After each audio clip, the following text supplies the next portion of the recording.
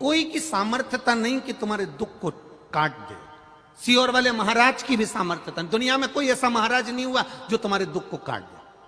हां, तुम्हारे दुख को तुम्हें खुद काटना पड़ेगा, मेहनत करना पड़ेगी, कर्म करना पड़ेगा और भगवान पर भरोसा कर कर एक लोटा जल चढ़ाना पड़ेगा, तो दुख कटना प्रारंभ हो जाएगा। अपने आप से हमें दुख काटना, अपने आप से। कोई तुमसे कह दे कि हम तुम्हारे यहां सोने के हंडे निकाल देंगे, तुम्हारे यहां ऐसे मटके भरे पड़े, बस यूं करेंगे और हंडे निकल के आ जाएंगे, तो उनको हमारे सियोर भी भेज देना, हमारे यहां भी 2-4 अंडा निकाल जाएगा। कठिन। कर्म करो, विश्वास रख कर करो। एक लोटा जल चढ़ाने जाओ तो विश्वास रख कर जाओ।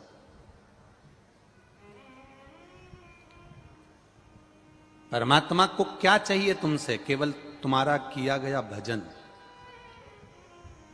एक पति को पत्नी से क्या चाहिए?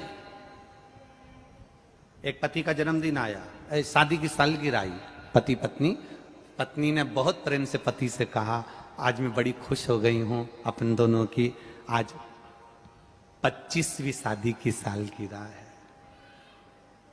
25वीं को कुछ कहते हैं सिल्वर जुबली, हाँ ऐसे ही बोलते हैं ना, सिल्वर जुबली। हाँ, 25वीं शादी की सालगिरह है। 25। अब 25वीं शादी की सालगिरह, पत्नी ने पति से कहा, मैं बड़ी खुश हूं, आपको क्या गिफ्ट दूं? हमेशा आप मुझे गिफ्ट देते रहे हो, मैं क्या गिफ्ट दूं?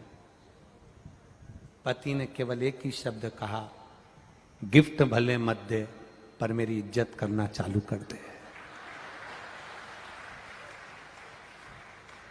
आड़े तेड़े शब्द बोलना बंद कर, मेरी इज्जत करना चालू। भले गिफ्ट मत दे, क्या करूं उस गिफ्ट का मैं? मालूम पड़े गिफ्ट दे भी दे और मालूम पड़े सम्मान नहीं दे, आदर नहीं दे, 4 लोगों में अपशब्द कहे, ताने दे, तो ऐसा गिफ्ट किसी काम का नहीं कि शर्ट दिला दी, ने पेंट दिला दी, ने सामान दिला दिया। वो गिफ्ट किस काम का? उसमें मूल है आपका विश्वास। शिव जी के मंदिर में जाना तो विश्वास के साथ जाना। कुंती मैया के हृदय में ये दुख हुआ, रोते हुए भगवान कृष्ण ने पांडवों को देखा तो पांडवों ने पूछ लिया, माता कुंती ने भी जाकर द्रौपदी से क्षमा मांगी कि मेरे परिवार वालों ने तुम्हारे साथ गलत किया।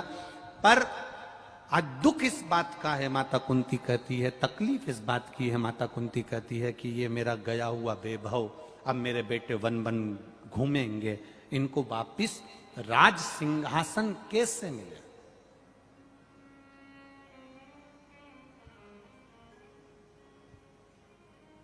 ये 100 हैं, कौरव और पांडव 5। कौरव 100, पांडव 5।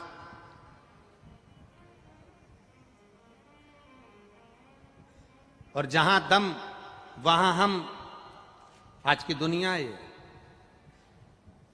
देख लेते हैं, जिसकी सत्ता ज्यादा चल रही हो तो व्यक्ति वहीं पर जाकर डोल जाता है, जिसका वैभव ज्यादा है वहीं पर पहुंच जाता है, जहां जिसकी सत्ता का स्मरण वहां पहुंच जाता है।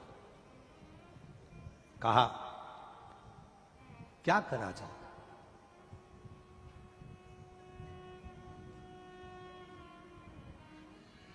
भगवान कृष्ण ने पांडवों को बुलाया और पांडवों को बुलाकर कहा कि यह काम चालू करो, 5 में से अगर एक व्यक्ति भी नियम बना ले कि शंकर भगवान को 1 लोटा जल चढ़ाएगा, बेलपत्र चढ़ाएगा, बेलपत्र नहीं मिलेगी तो पत्ती चढ़ाएगा, पत्ती नहीं मिलेगी तो मंदिर की चौखट पर दर्शन करेगा, दर्शन मंदिर के अंदर भी नहीं कर पाया तो शिखर का दर्शन करेगा, पर नियम बना ले, एक कोई सा भी नियम बना ले, नियम बना। हमने आपसे केवल एक नियम बनाने का कहा कि रोज शिव जी के मंदिर में 1 लोटा जल चढ़ाओ। नियम बनाया ना तुमने, अगर नियम बनाना प्रारंभ करा, जैसे उस बेटी ने लिखा मेरी आंख चली गई, डॉक्टर ने कह दिया ये आएगी नहीं आएगी पता नहीं, पर उसने अपने पापा मम्मी का नियम बनवा दिया कि तुम मंदिर जाओ मेरे लिए जल लाओ, मंदिर जाओ जल लाओ, रोज कहती है, रोज वो जल लेकर आते, तो उनका नियम बन गया, तो बेटी के नेत्र आ गए। उसी तरह हम नियम बना लें कि भगवान के मंदिर तक जाना है, नियम बनाने वाले का भगवान हाथ पकड़कर रख ही लेता है। नियम अगर आपने बनाया, एक व्यक्ति भगवान को नहीं मानता था, भगवान को कभी नहीं मानता था, और उसने एक प्रवचन में सुन लिया कि एक नियम बना लो, भगवान तुम्हारे मन की मनोरथ पूर्ण कर देगा, अभिलाषा पूरी कर देगा। अब उस व्यक्ति ने क्या नियम बनाया? ना मंदिर जाने का नियम बनाया, ना भगवान को जल चढ़ाने का नियम बनाया, ना सूर्य को प्रणाम करने का, ना माता पिता को प्रणाम करने का, ना किसी को आदर करने का, कोई नियम उसने नहीं बनाया। केवल एक नियम बनाया उसने। कौन सा? मेरे पास में कुम्हार रहता है, बर्तन बनाने वाला, मटका बनाने वाला, रसोई बनाने वाला, एक मटकी बनाने वाला, मिट्टी के पात्र बनाने वाला कुम्हार रहता है। मैं सवेरे से सबसे पहले उठूंगा तो उसका मुंह देखूंगा, केवल उसका मुख देखूंगा।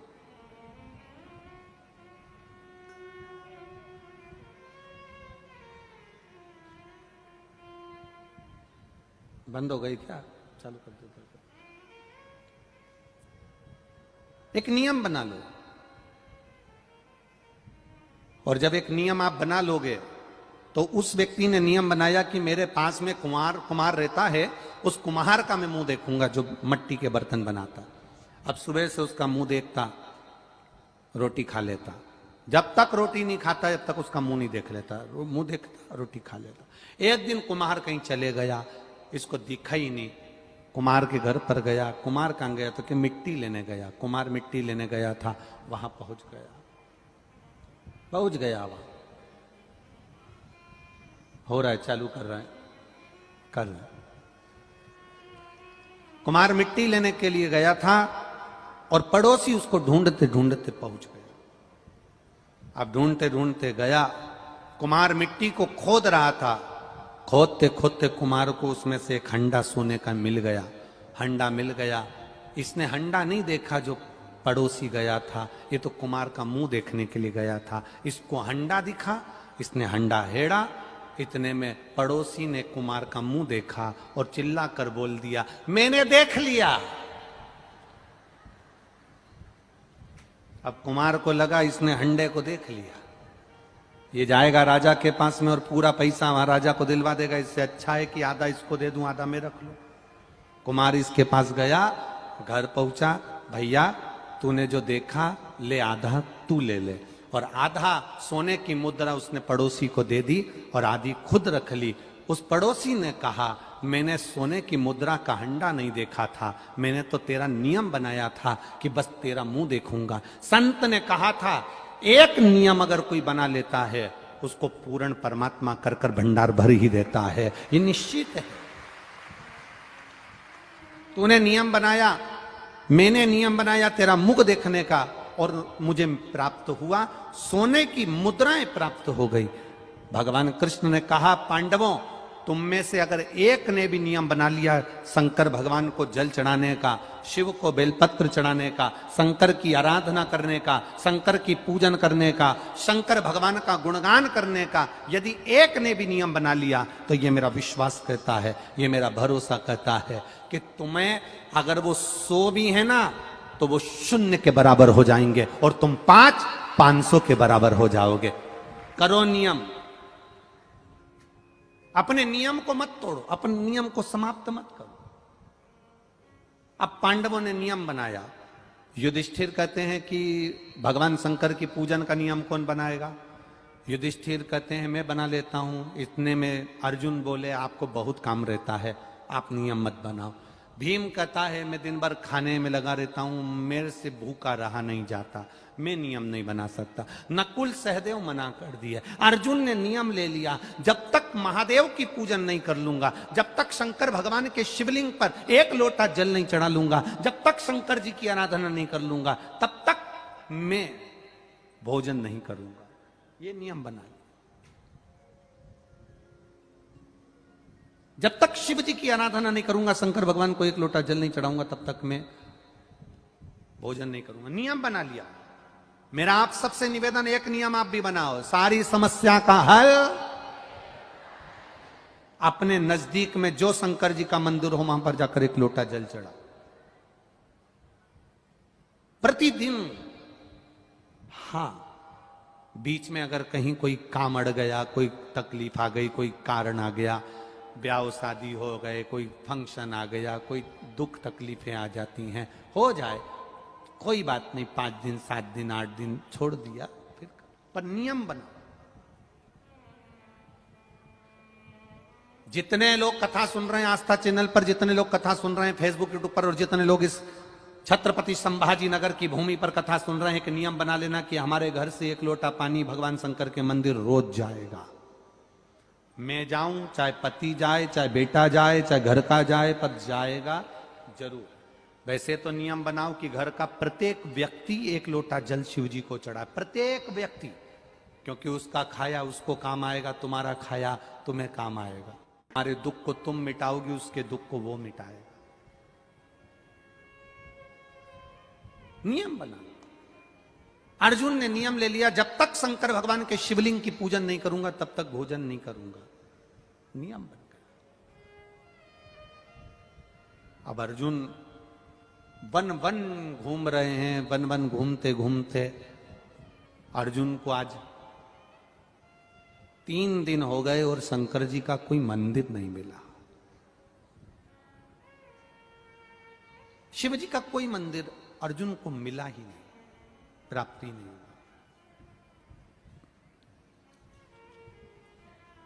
और जब भगवान शंकर का कोई मंदिर अर्जुन को नहीं मिला तो उसको दर्शन नहीं हुए, उसको जल नहीं चढ़ा पाया, 3 दिन से भूखा था।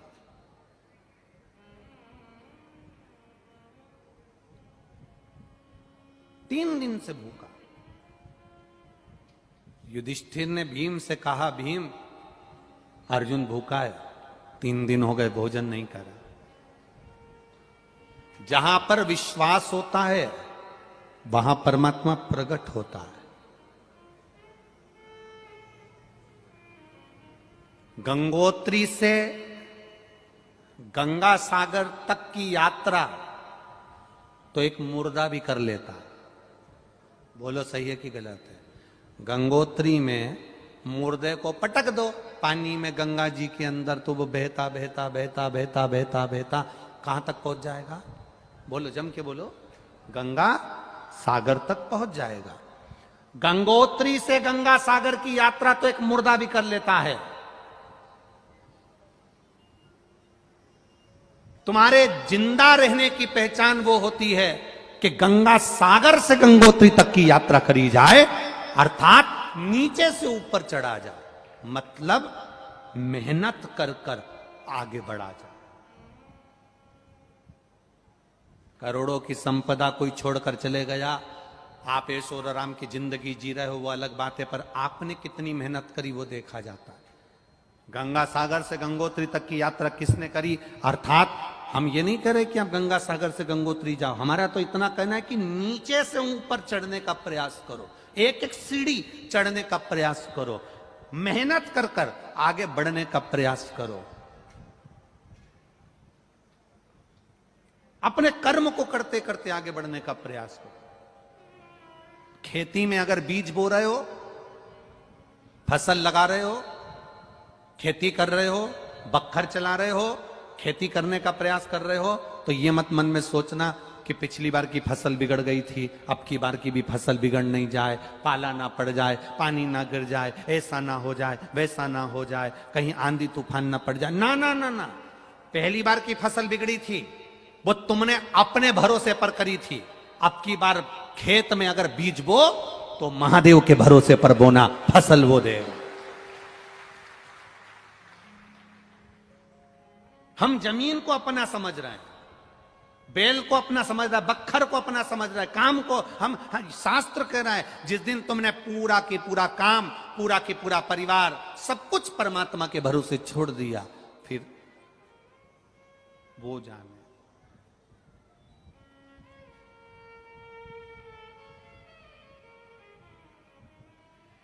खेती बुआई मैंने तेरे नाम की, फसल लगाई मैंने तेरे नाम की, मेरे भरोसे मत छोड़ना भोले जी मेरी लागी लगन मत छोड़ना। ये खेती आपकी, फसल आपकी, मेहनत करवाने वाले भी आप और फसल देने वाले भी आप, और फसल की कीमत निश्चित करने वाले भी आप। हम मेहनत कर सकते हैं, मेहनत। बैंक में एक लॉकर होता है, उस लॉकर में लोग अपना सोने का जेवर रखते हैं। उसकी दो चाबी होती है, एक मैनेजर के पास होती है, एक चाबी तुम्हारे पास होती है। जिसने बैंक के लॉकर में अपना सोना रखा होगा, गोल्ड रखा होगा, सामान रखा होगा, उसको मालूम है। दो चाबी होती है बैंक के लॉकर की, एक मैनेजर के पास, एक तुम्हारे पास। तुम्हारी चाबी कितनी भी घुमा लो, लॉकर खुलेगा क्या? जम के बोलो, नहीं खुलेगा। मैनेजर अपनी चाबी कितनी भी घुमा ले, लॉकर खुलेगा क्या? नहीं खुलेगा।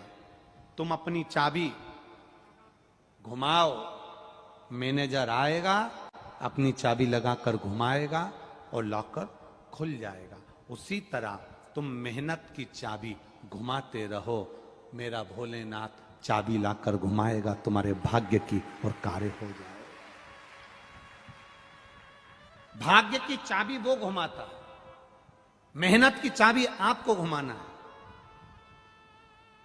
आप इतनी दूर दूर से चलकर यहां आए हो, गाड़ियां लेकर आए हो, बस लेकर आए हो, कोई लोडिंग लेकर आए हो, कोई ऑटो लेकर आए हो, कोई बाइक लेकर आए हो, कोई फोर व्हीलर गाड़ी लेकर आए हो।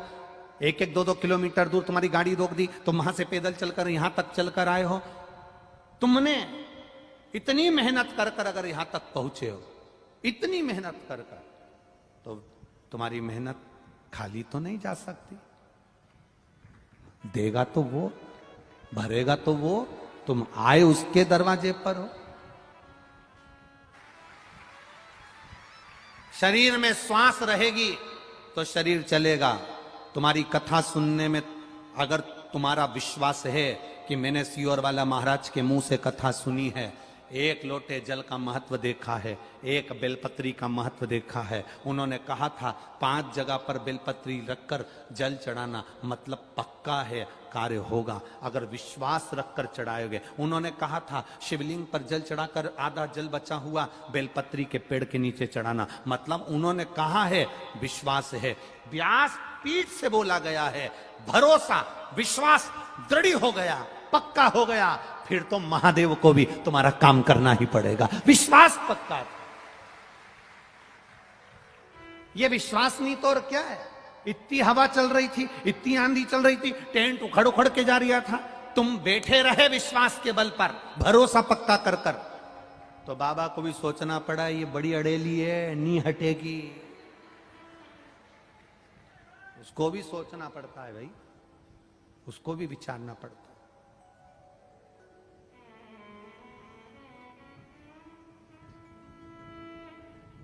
भोलेनाथ दया करना, मैं तेरे भरोसे हूँ। मेरे बाबा दया करना, मैं तेरे भरोसे हूँ। ना घर के भरोसे हो, ना परिवार के भरोसे हो, मेरे बाबा दया करना, मैं तेरे भरोसे। हम उसके भरोसे जीना प्रारंभ कर। हम कथा सुनते हैं जब तक हमारा भरोसा रहता है, फिर कोई मिल जाता है और वो कह देता है कि यहां से तुम्हारा काम नहीं हो रहा तो तुम हमारी दूसरी जगह चलो, हम एक और बाबा के पास ले चलते। यहां से काम नहीं हो रहा तो वो तीसरे के यहां चल चलो, हम उसके पास ले चलते हैं। मतलब तुम एक पे भरोसा नहीं कर पाए। अगर एक पर भरोसा कर लेती, शिव महापुराण पर पूरा भरोसा कर लेती ना, तो तुझे किसी के दरवाजे जाने की जरूरत नहीं पड़ती, तेरा काम वहीं से होगा। भरोसा होगा तभी तो लोग इतने पत्र लिखते हैं कि हम पढ़ भी नहीं पाते। भरोसा, विश्वास, शरीर में श्वास जरूरी है और कथा में विश्वास जरूरी है। आप जब शिव महापुराण की कथा चाहे टीवी पर सुन रहे हो, चाहे पंडाल में सुन रहे हो, चाहे मोबाइल पर सुन रहे हो, आपको भरोसा होना चाहिए, विश्वास होना चाहिए, दृढ़ता होना चाहिए। विश्वास तोड़ने वाले बहुत मिलेंगे, बहुत। कोई कहेंगे कि ऐसा है, कोई कहेगा वैसा है, कोई कहेगा उनने ऐसा कर दिया, कोई कहेगा उनने वैसा कर दिया। कितना कितना लोग उपद्रव मचाते हैं। अब सीहोर में रुद्राक्ष उत्सव हुआ, लोगों ने कितना उपद्रव मचाया, ढेर उपद्रव मचा के रखा, पर विश्वास मेरे बाबा पर था। वो चिल्लाते रहे और कथा बचती रही, चलती रही और चला।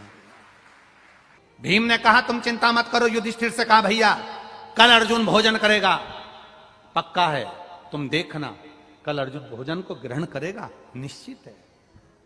अर्जुन को भोजन कराने के लिए भीम ने छल करा।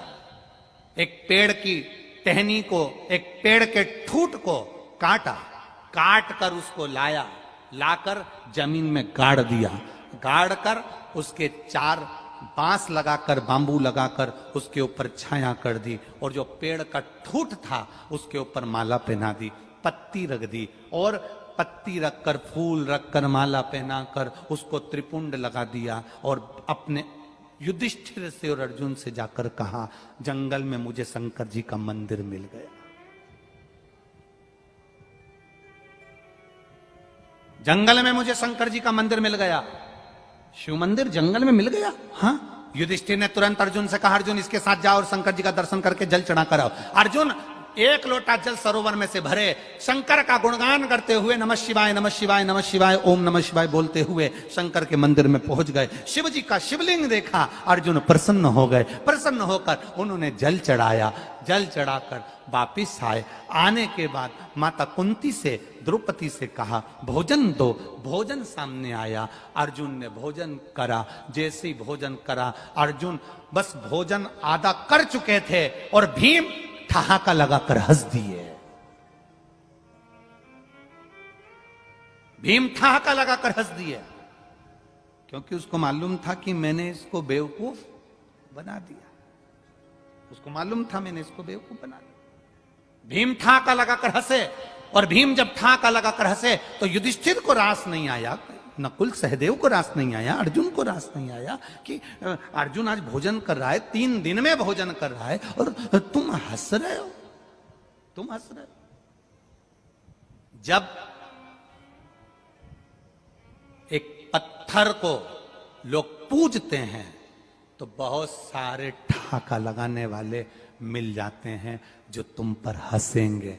अरे अभी बताओ, हमने तो यह पत्थर रखा था, हमने तो यह पत्थर रखा था, हमने तो यहां लाकर पत्थर रखा था, और किसी ने उसकी पूजन कर ली, दूसरा उसकी पूजन करना चालू कर दिया, तीसरा उसकी पूजन करना चालू कर दिया, चौथा उसकी पूजन करना चालू कर दिया। एक पत्थर में भी प्राण आ जाते हैं जब कोई दिल से उसको पूज लेता है, उसकी प्राण प्रतिष्ठा हो जाती है। एक पत्थर में भी प्राण आ जाते हैं। कोई उपाय वाला महाराज कह देता है, हम तो कहते हैं शंकर ने जो लिखा है शिव पुराण में बस उसी को बताया है। पूरी शिव पुराण को दिल से पढ़ना, एक एक चीज जो बताई गई, चाहे बेलपत्र हो, चाहे शहद हो, दही हो, चाहे काली मिर्ची हो, चाहे श्री शिवाय नमस्तुभ्यम हो। कई लोगों को तो श्री शिवाय नमस्तुभ्यम का भी विरोध करना है कि ये मंत्र ही नहीं, ये साधना ही नहीं। मत जपो ना, हमारा दिल करता है हम जप रहे हैं, ये हमारा दिल है। और हम आपसे भी कहेंगे आपका दिल करे तो श्री शिवाय नमस्तुभ्यम बोलो, उसका मतलब होता है शंकर भगवान मैं आपके चरणों को नमन करती हूं। उसके बाद भी कई लोग कह देते हैं श्री शिवाय नमस्तुभ्यम कहां से ले आया सीहोर वाला महाराज, कहां से ले आया? विद्येश्वर संहिता में स्वयं वेद व्यास जी ने लिख दिया। छुपा कर रखा हुआ था ये ग्रंथ, ऐसा था कि लोगों के सामने, क्योंकि आज के जमाने में सब जितने भी कथा सुनने वाले हैं ना, ये सब दूसरे लोगों के दुख मिटा देते हैं। इनकी पड़ोसन फोन करके बोलती है मेरा बेटा बीमार है, ये तुरंत बता देती है पशुपति व्रत कर ले, एक लोटा पानी चढ़ा ले, सुना मैं मेरे शंकर जी की कथा में, ज्यादा हो तो एक बेलपत्री लाके खिला दे। बोलो सही है कि गलत है? आज के जमाने में किसी को फोन लगाकर बोलोगे, वो बात करोगे तो वो पहले ही कह देगी शंकर जी के मंदिर जाना चालू करो, एक लोटा जल चढ़ाना चालू करो, 5 जगह पर जल चढ़ाओ, शंकर जी को ऐसा करो, शिव जी को वैसा करो। उसने उपाय बताना प्रारंभ कर दिया। अब अकेला सीहोर वाला महाराज उपाय नहीं बताता, और सीहोर वाले महाराज को देखते देखते आजकल हर व्यासपीठ से लोग उपाय बताने लगे। शिव को पहचानना है हम। आजकल सब समझदार हो गए, जरा सा तकलीफ आती है लोग शंकर का भजन करते हैं, स्मरण करते हैं। ठहाका लगाकर हंसे थे भीम, क्योंकि उन्होंने केवल एक लकड़ी का ठूट रखा था, केवल एक लकड़ी का ठूट रखा था, इसलिए ठहाका लगाकर हंसे थे भीम। एक लकड़ी के ठूट को देखकर इसलिए हंस रहे हैं। भीम के हंसने का कारण केवल इतना है कि मैंने अर्जुन को बेवकूफ बना दिया। और ऐसे दुनिया में ना जाने कितने लोग हैं जो हंसने का काम करते हैं कि हमने तो बताओ अभी यहाँ पर केवल कंकर रखा था, इसको पूछ कर चले गए। कई माताएं जब कथा सुनकर पंडाल से जाती हैं तो यहाँ की मिट्टी भी उठा कर ले जाती हैं। कुछ तो उस मिट्टी का लाभ मिलता होगा, तब तो ले जाती होगी। कुबेरेश्वर धाम का कंकर उठाकर ले आती है, कुछ तो मिला होगा, इसलिए लाती होगी। और इतने लाखों लोग शिव महापुराण की कथा को सुन रहे हैं, लाखों लोग। पूरा छत्रपति संभाजी नगर के एक एक बुजुर्ग के मुख से, कल हमारे को सोपान दत्तात्रेय जी नारखेड़े जी कह रहे थे, हमारे पूरे छत्रपति संभाजी नगर का एक एक बुजुर्ग से बुजुर्ग व्यक्ति कह रहा है कि ऐसी जनता और ऐसी भीड़ और ऐसे भक्त आज तक छत्रपति संभाजी नगर में नहीं देखे गए। इतना भक्त, इतना भक्त। बस भीम हंसा। युधिष्ठिर ने पूछ लिया, भीम इधर आओ, क्यों हंस रहे हो? तुम्हारे हंसने का कारण क्या है? भीम हंसकर बोला कि ये अर्जुन खाना खा लिया, भोजन कर लिया, इसको यही नहीं मालूम कि जहां ये जल चढ़ाकर आया वहां शिवलिंग था ही नहीं। मैंने लकड़ी के ठूट को काट कर उस पर माला पहना दी, फूल रख दिया, पत्ती रख दी, 4 बांबू लगाकर उस पर छप्पर कर दिया, और अर्जुन से कह दिया कि तू जल चढ़ा दे, और इसे जल चढ़वाया और उसको खाना खिला दिया।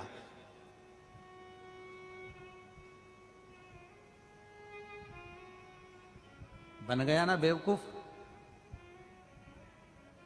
अर्जुन कहते हैं ऐसा नहीं है, मैंने महादेव को जल चढ़ाया है, वो लकड़ी का ठूट नहीं हो सकता।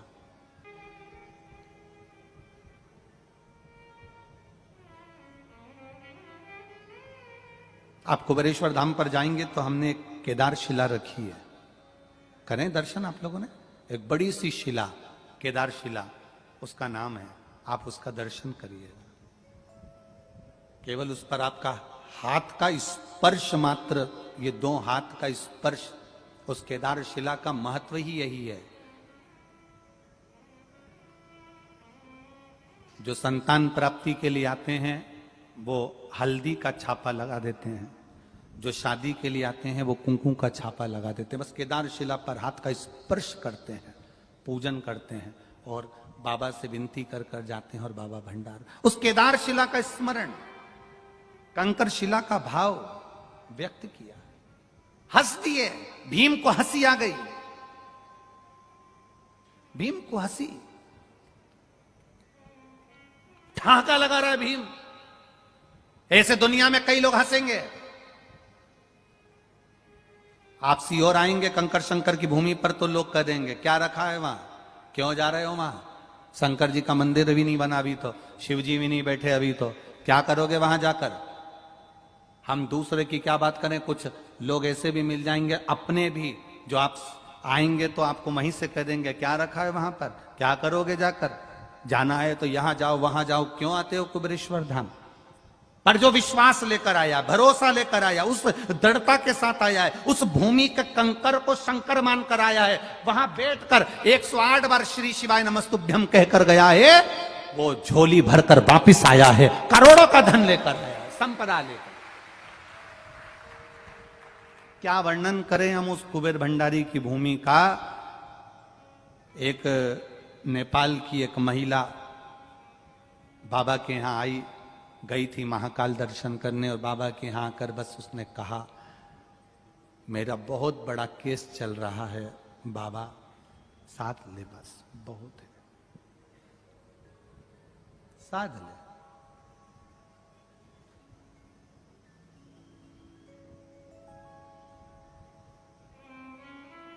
खबर आई, महिला आई है, बहुत दुखी है। उस महिला के मुख से एक शब्द निकला कि गुरुजी अगर मेरा केस सुलझ गया ना तो मैं यहां बाबा के यहां पर ऐसा ऐसा कर दूंगी। हमने उनसे, एक महिला से एक ही बात कही, और वो महिला बाद में अभी वीरगंज में भी मिलने आई।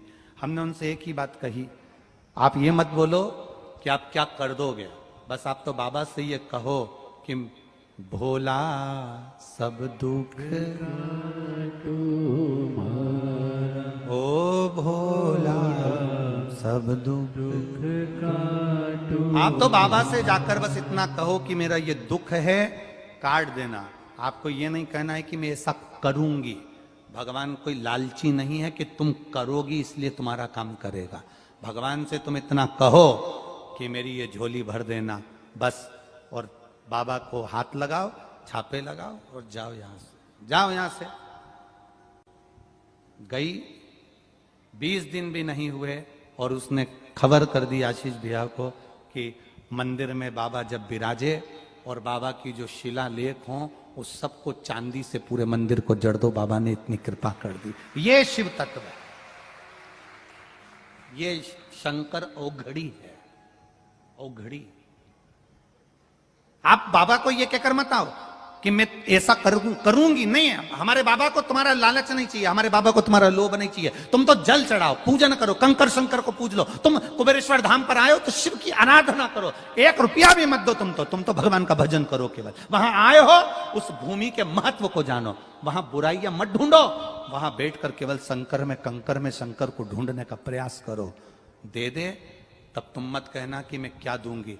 तुम ऐसी पोटली बांध कर लाओगी और इसे लुटा कर जाओगी, ये निश्चित है। बस उसके पास आकर बोल कर, उससे केवल अपने मन की बात कहकर जाइए, अपने हृदय की बात कहकर।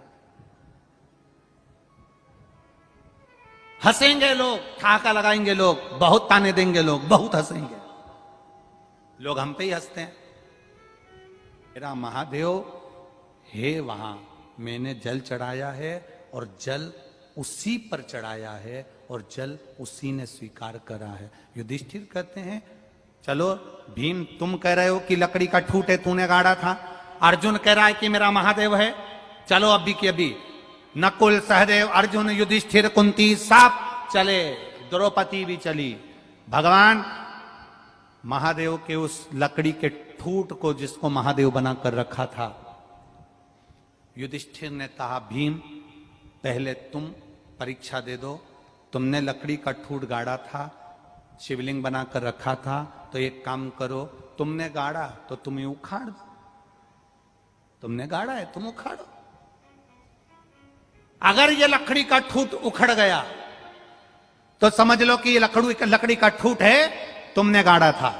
और अगर ये नहीं उखड़ा तो ये अर्जुन का महादेव है जो स्थिर बना हुआ है, नहीं हटा। काटो। भीम उठा गया, ठहाका लगाता हुआ भीम ने लकड़ी के ठूट को उखाड़ना चाहा। लकड़ी के ठूट को भीम उखाड़ना चाह रहा है। जिसको भीम ने गाड़ा था, जिसको भीम ने रखा था, जिसको भीम ने बनाया था, उसी शिवलिंग को, लकड़ी के ठूट को भीम उखाड़ रहा है, पर वो ठूट उखड़ता नहीं। भीम गया, हडिम्बा को कहा कि हाथी लेकर आओ, अपनी धर्म पत्नी से हाथी बुलवाया, हाथी की सूंड से उस लकड़ी के ठूट को हटवाया, नहीं हटा। हाथी के सूंड से बड़ के पेड़ की डालियां बांधकर उस ठूट को हटवाया, ठूट नहीं हटा। अर्जुन अब कह रहे हैं, जब कोई एक व्यक्ति दिल से कंकर पर भी जल चढ़ाता है ना, तो वो शंकर बन जाता है, वो शंकर बन। एक व्यक्ति अगर दिल से शंकर भगवान पर जल चढ़ाता है, कंकर पर भी जल चढ़ाएगा, तो वो शंकर बन जाएगा। शंकर को ढूंढने जाने की जरूरत नहीं पड़ती। तुम्हारा विश्वास नदी में नाव, शरीर में पांव और कथा में भाव, बस यही मूल है, ये मूल है। फिर आप जिस भाव से जाओगे वो स्वीकार कर लेगा, जिस भाव से पहुंचोगे स्वीकार कर लेगा। फिर आप तेरे डमरू की धुन सुन के मैं काशी नगरी आई हूं। तब अर्जुन कह रहे हैं कि आप चिंता मत करो, जिस पत्थर पर, कंकर पर, लकड़ी पर, या जिसमें आस्था हो, जिसमें विश्वास हो, जिसमें दृढ़ता हो, उस पर आप दिल से अगर एक लोटा जल चढ़ा रहे हो, तो वो कंकर कंकर नहीं होता, वो मेरा देव अधिदेव महादेव हो जाता है, भगवान शिव हो जाता है। उसमें कंकर नहीं रहा, महादेव होगा। आप इतने लाखों की संख्या में आप पहुंचे हुए हो, पूरे ग्राउंड में जहां देखो वहां अपार जन समुदाय के रूप में, लाखों लाखों के रूप में आप पहुंचे हो। हवा में पंडाल भी उखड़ गए, टेंट भी उखड़ गए, उसके बाद भी आपका जो विश्वास है, आपकी जो दृढ़ता है, आपका जो भरोसा है, वो साधारण नहीं है। बोल बम का नारा है, जरा जम के बोलिए, बोल बम का नारा है। अर्जुन के लिए वो लकड़ी का जो ठूट था, वो भी शिवलिंग बन गया था, वो भी शिव। चतुराई और समझदारी, ये दोनों एक अलग अलग शब्द हैं। चतुराई और समझदारी दोनों अलग अलग है, दोनों शब्द अलग अलग है।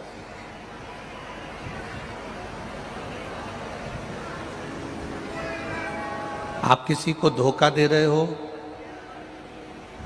आप किसी को अपशब्द कह रहे हो, आप किसी को ताना दे रहे हो, आप किसी के साथ में उसको बेवकूफ बनाकर थोड़ा सा धन ज्यादा इकट्ठा कर ले रहे हो, आप किसी को घाटा पहुंचाकर थोड़ा सा संपदा, थोड़ा सा धन एकत्रित कर ले रहे हो,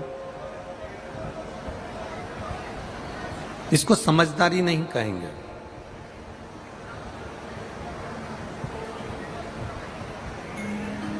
शिव महापुराण में ये समझदारी नहीं है, इसको चतुराई कहेंगे। चतुराई किसी के साथ धोखा करना सिखा देती है, चतुराई किसी के साथ कपट करना सिखा देती है, चतुराई किसी को नीचा दिखाना सिखा देती है, चतुराई किसी के व्यापार को समाप्त करना सिखा देती है। चतुराई आपको बहुत सी चीजें सिखा सकती है, पर समझदारी और चतुराई में अंतर केवल इतना है कि चतुराई आपको किसी ना किसी को घाटा देना सिखाएगी, कहीं से धन अर्जित करना सिखाएगी, पर समझदारी भगवान की शरणागति और भजन और ईमानदारी से कमाने की राय देगी। हमें कभी ये नहीं कहना कि यह बहुत चतुर है। जो दूसरे को धोखा दे दे वो चतुराई में हो सकता है।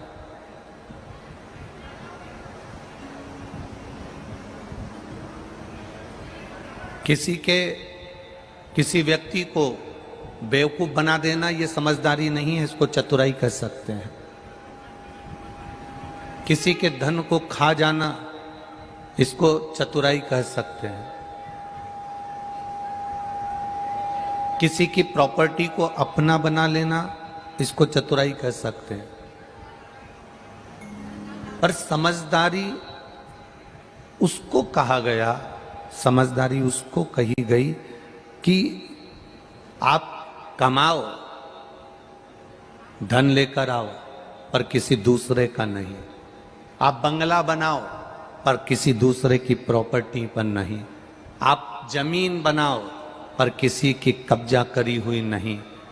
आप जो कुछ करो अपने परिवार के लिए, अपने घर के लिए, अपनी पत्नी के लिए, अपने बच्चों के लिए, अपने कुटुंब के लिए, अपने परिवार के लिए जो कुछ करना है सब करो, पर उसमें किसी का दिल ना दुखे, किसी का मन ना दुखे, किसी को दुख ना हो। इसको समझदारी कहा गया, इसको चतुराई नहीं कहा गया।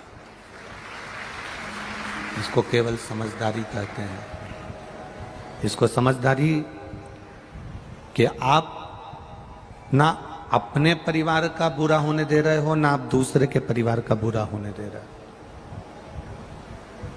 आप ना किसी अपने परिवार के व्यक्ति को तकलीफ में आने दे रहे हो, ना दूसरे व्यक्ति को तकलीफ में आने दे रहे हो।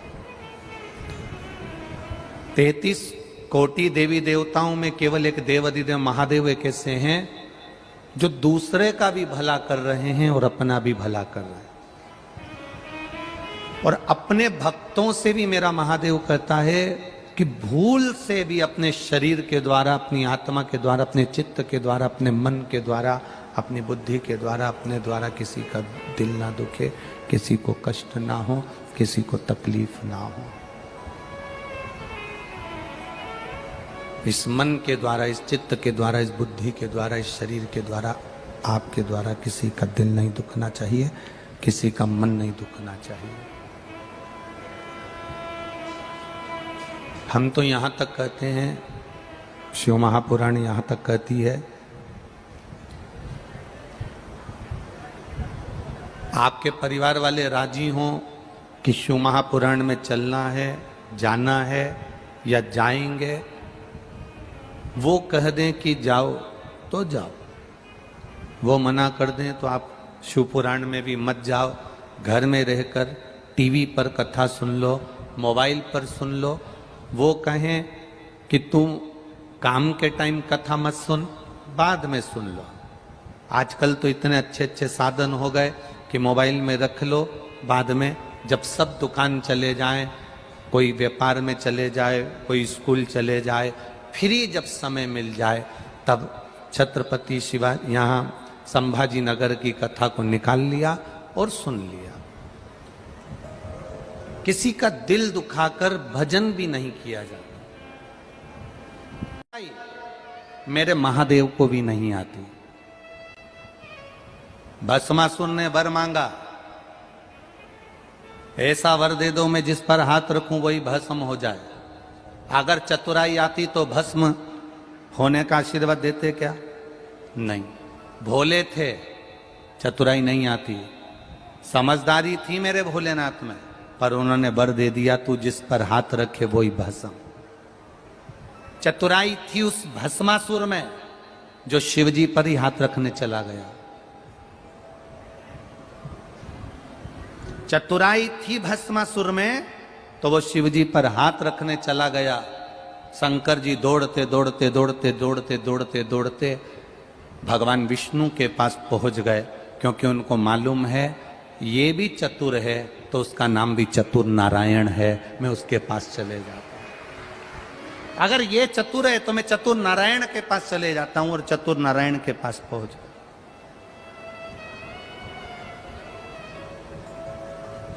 भोले को भोला मिलता है, समझदार को समझदार मिलता है, और चतुर को जम के बोलो चतुर मिलता है। आप अगर आज किसी को धोखा देकर 2 रुपए ज्यादा कमा भी लोगे ना कोई तुमको ऐसा चतुर मिलेगा, तुमने उसको धोखा दिया, वो तुम्हें धोखा देकर तुमने 2 रुपए उससे ज्यादा लिए, वो तुमसे 10 रुपए लेकर जाएगा। चतुर को चतुर मिलता। और भस्मासुर जैसे चतुर को चतुर नारायण मिले। क्या करा उन्होंने? स्त्री का रूप लेकर उसको नचाया, उसी का हाथ उसी के सिर पर रगवा दिया। अब सोचो, इसने तो वर मांगा था और उसी को समाप्त करवा दिया उसी के वर से।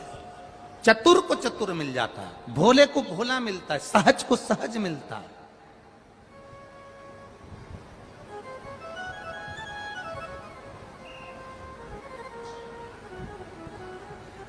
जिनको लगता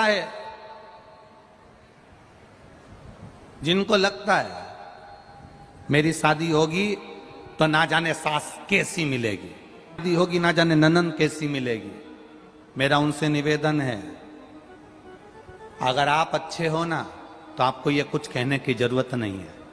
आप सरल हो ना, आप अच्छे हो ना, तो दुनिया में सब तुमको अच्छे मिलेंगे। जब हम बुरे होंगे तो दुनिया में सब बुरे मिलेंगे। एक नई लड़की शादी कर ससुराल में गई। ससुराल में जाने के बाद उसने सहेलियों ने कह दिया था सास बड़ी बुरी होती है, ननंद बड़ी बुरी होती है, इसका काम केवल चोटाई करना और चुगली करना होता है। ननंद का काम केवल चुगली करने का है, देवर का काम केवल घर में बैठ के खाने का है, बहू का काम पूरे जिंदगी भर पिसाने का है। ये सहेलियों ने दिमाग में भर दिया, किटी पार्टी में जाकर भर दिया दिमाग में। तेरी सास बुरी, ससुर बुरा, जेठ बुरा, देवरानी बुरी, जेठानी बुरी, ननंद बुरी। लड़की शादी कर जैसे ही ससुराल पहुंची उसके दिमाग में फंसा हुआ था सास बुरी होती है। सास ने उसको कहा बेटा सुनो, हाथ में बहुत सारी सोने की चूड़ियां हैं, मेहमानों ने दी, हमने दी, तुम्हारी मम्मी ने पापा ने दी, तुम एक काम करो, काम करोगी, आटा वगैरह उसनोगी, करोगी, हाथ की चूड़ियां थोड़ी सी उतार कर रख दो, लाओ मैं संभाल के रख देती हूं, लाओ मैं संभाल के रख देती हूं। सास ने भला सोचा, इसको लगा सास तो लोभी है, मेरे हाथ की चूड़ियां ले रही है। बेटा अलमारी में साड़ियां ज्यादा हैं, मैं ननंद को भेज देती हूं तुम्हारी, उसको दे देना, वो दूसरी अलमारी में रख देगी। इसको लगा ननंद चोर है, चुगलखोर है। ससुर ने शाम को कहा बेटा कल तुमने भिंडी की सब्जी बना ली थी, आज तुम टमाटर की सब्जी बना लेना। इसको लगा ससुर बड़ा लोभी है। हर व्यक्ति में इसको दोष नजर आया, क्योंकि इसकी बुद्धि में पहले से ही दोष भरा हुआ था, और इसने अपना रंग ढंग दिखाना चालू करा। कहीं सास को कुछ बोले, कहीं ननंद को कुछ बोले, कहीं देवर को बोले, कहीं जेठ को बोले, कहीं ससुर को बोले। सब इससे बात करना बंद कर दिए, दूर हो गए। अभी शादी करी, 15-20 दिन हुए, ये बहू ऐसा क्यों कर रही है, आखिर इसको क्या पड़ गया ऐसा, समझा रहे हैं, समझ नहीं रही। ये विदा लेकर अपने पिताजी के घर गई। माँ ने पूछा बेटा तेरे ससुराल वाले मिले होंगे, कैसे लगे सब? बेटी ने कह दिया सास नंबर 1 की बेकार, ससुर लोभी, ननंद चुगलखोर, देवर मक्कार बैठे बैठे खाता है, जेठ और बुरा, जेठानी सबसे गंदी, और मेरा पति वो तो राक्षस है।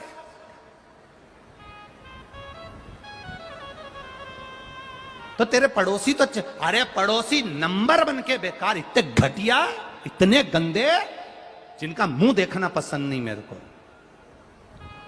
मां समझ गई, पड़ोसी तो अच्छा लगता ना, इतने बड़े परिवार में कोई तो ठीक नजर आता ना। पर दिक्कत केवल इतनी सी है, जो काले कलर का चश्मा लगाता है उसको सब काले नजर आते हैं, जो पीले कलर का लगाता है उसे पीले दिखते हैं, जो नीला लगाता उसे नीले दिखते हैं, जो लाल लगाता उसे लाल दिखते हैं। ये सृष्टि सब गंदे। क्या चाहती है? क्या चाहती है? बस अगर एक सुधर गई ना तो सब सुधर गए। कौन? मेरी सास की बहुत चलती है, मां मेरी सास का मुंह बंद कर दो बस, या ऐसा मुझे स्लो पॉइजन दे दो कि ये धीरे धीरे करके मर जाए। सास, इसकी मां जो थी, उसने अपने पति से कहा, जो डॉक्टर था, तुम्हारी बेटी को स्लो पॉइजन चाहिए सास के लिए। डॉक्टर कभी किसी को मारना नहीं चाहता, जब तक दम लगती है उसको बचाने का प्रयास करता है। जब तक उसमें श्वास है तब तक डॉक्टर भी आस देते रहता है कि बच सकता है, बच सकता है। डॉक्टर ने अपनी पत्नी से कहा, ये पुड़िया ले जाओ, बेटी को दे दो। बेटी से कहना रोज थोड़ा थोड़ा चाय में डाल देना। पर बेटी से कहना, अब सास 1.5 महीने में मर जाएगी तो 1.5 महीने में उससे झगड़ा मत करना। अब मरने तो वाली है ना, तो उससे प्रेम करना। जो बन सकता वो बोले भी तो तू चुप रह लेना, वो आड़ा टेढ़ा कहे तू मौन रहना, ठीक है। थोड़ा थोड़ा सा डालना, सास मर जाएगी। बहू फिर पहुंची ससुराल, चाय बनाती, उसमें थोड़ी सी डाल देती, डालती, सास को दियाती। सास कुछ भी बोलती, बहू सुन लेती। सास को अच्छा लगा कि अपने माँ के घर गई थी तो माँ ने कुछ सिखा दिया, सुधर गई, अच्छी हो गई। आज सास ने कहा, चल मैं तुझे बाजार ले चलती हूँ, तेरे पाँव की चप्पल बेकार हो रही है, दिला लाती हूँ। चप्पल दिलाने गई तो सूट भी दिला लाई, कपड़े भी दिला लाई। उसने कहा, माँ मेरे हाथ की अंगूठी खराब हो गई। माँ ने उसको तुड़वा के दूसरी बड़ी सारी बनवा दी, चल। सास बहू में 15 दिन में इतना प्रेम हो गया, इतना प्रेम हो गया, इतना प्रेम हो गया। बेटी दौड़कर अपनी माँ के पास वापिस मायके जाकर कहती है, माँ पिताजी से कह दो मैं अपनी सास को मरता हुआ नहीं देखना चाहती, उसको वापिस जिंदा कर दे।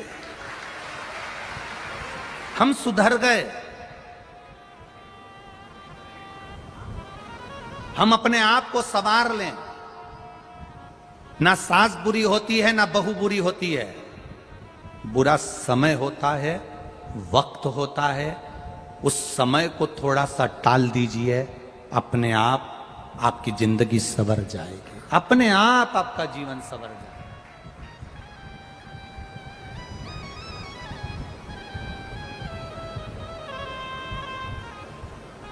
समय टलना चाहिए, कभी कभी समय टल नहीं पाता। कल शाम को 7 बजे उड़ीसा में एक ट्रेन हादसा हो गया।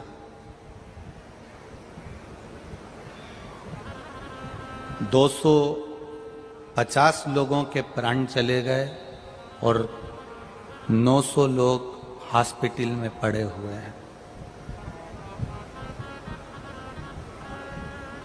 आपको और हमको भगवान से यही प्रार्थना करना है कि जो हॉस्पिटल में पड़े हुए हैं, मेरे महादेव महामृत्युंजय बनकर चले जाओ और उनको ठीक कर कर उनको अपने घर पहुंचा दो। जो शांत हो गए, मेरे देव अधिदेव महादेव उनको अपने चरणों में स्थान प्रदान करें।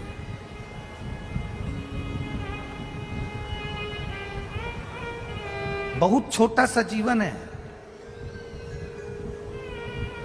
उस ट्रेन हादसे में भी जितने लोग गए होंगे, कई लोग वहां पर एंजॉय करने गए होंगे। कोई उड़ीसा घूमने जा रहा होगा, कोई चेन्नई घूमने जा रहा होगा, कोई कोलकाता घूमने जा रहा होगा।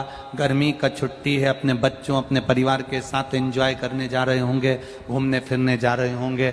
खूब एंजॉय के हिसाब से निकले होंगे, उनको ये नहीं मालूम होगा कि हमारे साथ में घटना घट जाएगी और हम मर जाएंगे। किसी को नहीं मालूम। 2 कदम भी आप घर से निकल रहे हो, आपको नहीं मालूम कि आपके साथ में क्या होना है।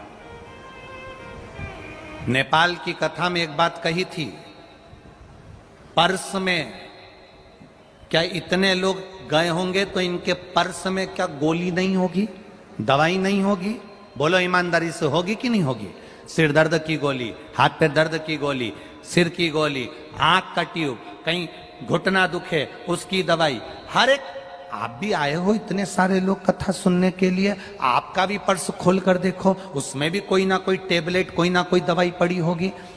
घर से निकलो, दवाई लेकर निकलो, चाहे ना निकलो, माता पिता के चरण छूकर जरूर निकला तो दुआ साथ चलेगी तुम्हारे। महादेव को 1 लोटा जल चढ़ाकर चलना तो दुआ साथ चलेगी तुम्हारे साथ। दवाई पर्स में ना होगी, चल जाएगा, पर दुआ साथ चलना चाहिए। दुआ साथ चलेगी तो दवाई की जरूरत नहीं पड़ेगी और पार उतर जाओगे, निश्चित है। दुआ साथ लेकर।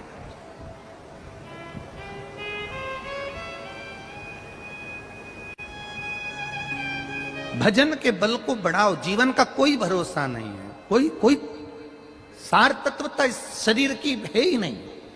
कब जाना पड़ जाए, कब प्राण चले जाए, कब प्राण छूट जाए, कोई भरोसा नहीं।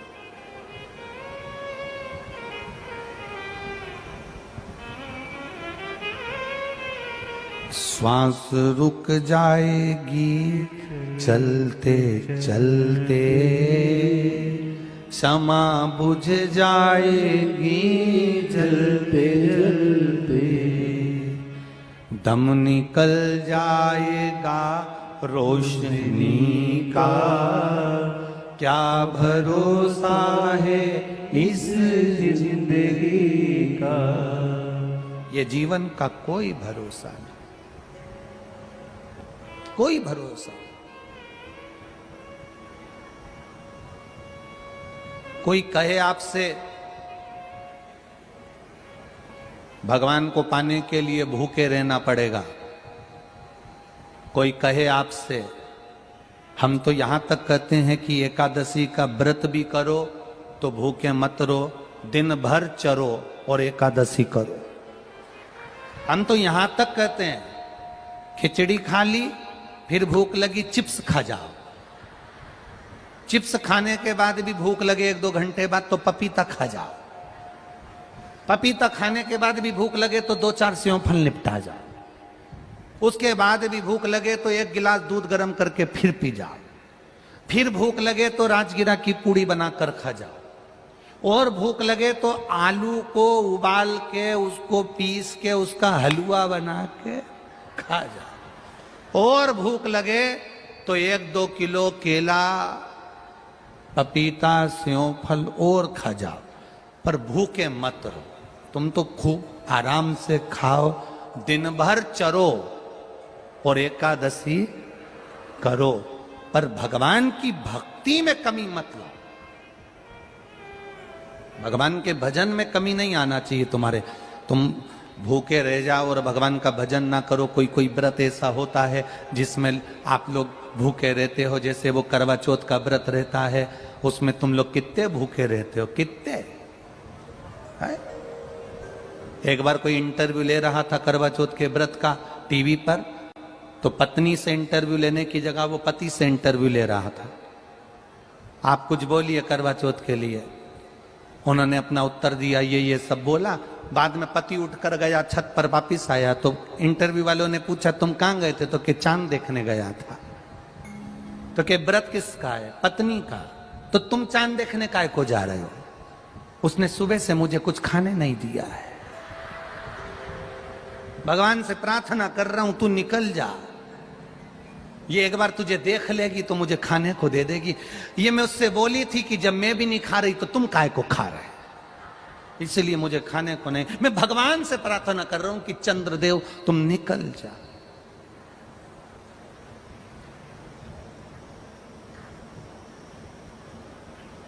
चांद निकल भी गया, पत्नी चांद को चलनी में देख रही है, फिर पति का मुंह देख रही है। पति इसका मुंह नहीं देख रहा। 1200 रुपए की साड़ी दिलाई थी, वो देख रहा। प्राण खा गई थी जब तक साड़ी न दिलाई, करवा चौथ का व्रत नहीं करा। और पूरे व्रत में एक दिन पहले से कह रही थी, सुन लो कल मेरा करवा चौथ का व्रत है, साड़ी दिला दो। कल मेरा करवा चौथ का व्रत है, साड़ी दिला दो। नहीं दिलाओगे तो मैं व्रत आधा कर तोड़ दूंगी। पति को लगा ये तो मेरा सुसाइड कराने की आफत, इसने व्रत तोड़ा और मैं निपटा। उससे अच्छा इसको 1200 की साड़ी दिला दी। कहां चित्त जा रहा? अलमस्त रहकर, खुश रहकर, प्रसन्न रहकर भगवान का भजन कर, दुखी होकर नहीं।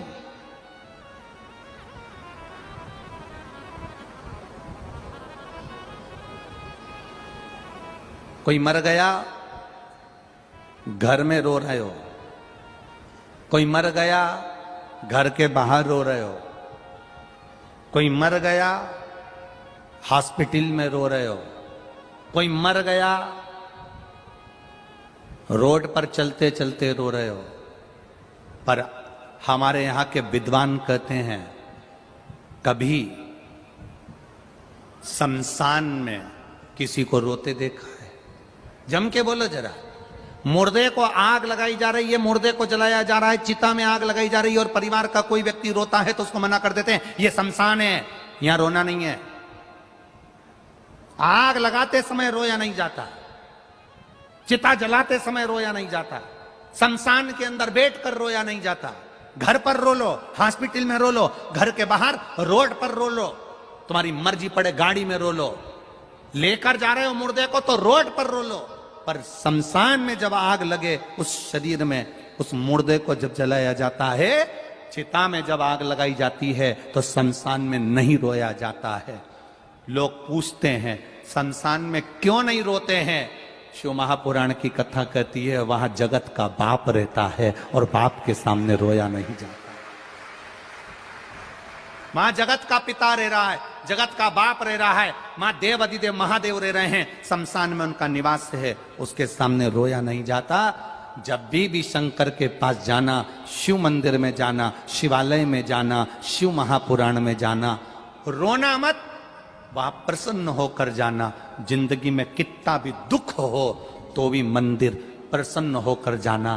तो पार्वती जी भी शिव जी से कह देंगी, इसकी जिंदगी में कितना दुख है, कर्जा है, बीमारी है, किराए के मकान में रह रही है, दुकान नहीं चल रही है, बच्चे सुन नहीं रहे हैं, गलत संगति में जा रहे हैं, पढ़ाई का पैसा नहीं है, रोटी के लिए मोहताज है, उसके बाद भी मंदिर में पानी चढ़ाने आती है, एक लोटा जल चढ़ाने आती है और मुस्कुरा कर आती है, हंसकर आती है। शंकर भगवान कहते हैं, पार्वती इसकी जिंदगी में दुख है और ये मेरे मंदिर में आकर मुस्कुरा रही है, इसलिए आज जब ये जल चढ़ाकर जाएगी तो मैं इसको आशीर्वाद दे दूंगा कि तेरे सारे दुख कटेंगे और तू मुस्कुराती रहे।